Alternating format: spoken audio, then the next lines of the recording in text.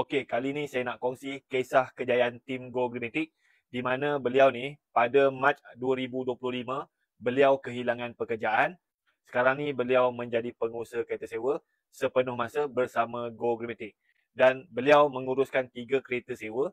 Dalam masa 10 bulan, beliau dapat menjana pendapatan sewa sebanyak RM165,877 dan dapat untung RM41,507. Pastikan tengok video ni sampai habis supaya anda faham. Okey, ini adalah Facebook Team Go Greenmatic. Nama Facebook dia AA Car Rental, dalam kurungan AA Car Rental. Okey, AA Car Rental ni dia ada 3 kereta lah. So dia ada Alza 2023 sendiri punya, dia ada Velfire 2022 pajak dan dia ada Arus 2023 pajak. Okey, AA Car Rental ni dia sertai Go Greenmatic pada 20 Mei 2024. So dia ni bekas jurutera di Johor dan masa dia mula bisnes kereta sewa ni dia mula dengan satu Alza 2023 dan pada Mac 2025 beliau diberhentikan kerja dan beliau menjadi pengusaha kereta sewa sepenuh masa bersama Go Greenmatic pada April 2025 sehingga sekarang. Okey, ini adalah rekod sewaan dan untung kasar beliau pada tahun 2025. Januari sewaan dia 11,490, untung dia 2,550. Februari sewaan dia 4,130, untung dia 826. Mac sewaan dia 32,700, untung dia 7,140. April sewaan dia 7,265, untung dia 1,553. Mei sewaan dia 14,485, untung dia 5,137. Jun sewaan dia 22,125, untung dia 5,399. Julai sewaan dia 15,080, untung dia 4,290. Ogos sewaan dia 20,227, untung dia 4,743. September sewaan dia 17,775, untung dia 4,525.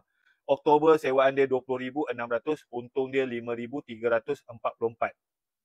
So daripada Januari sampai Oktober 2025, beliau dapat menjana pendapatan sewa sebanyak RM165,877 dan untung RM41,507. So daripada Januari sampai Mac ni, dia ni buat part time.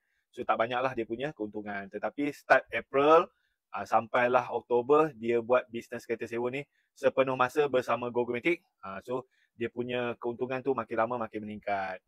Okey, mesti ramai yang hairan macam mana AA Car Rental ni dia boleh menjana pendapatan yang banyak 10 bulan RM165,877 dengan hanya 3 kereta sahaja. Okey.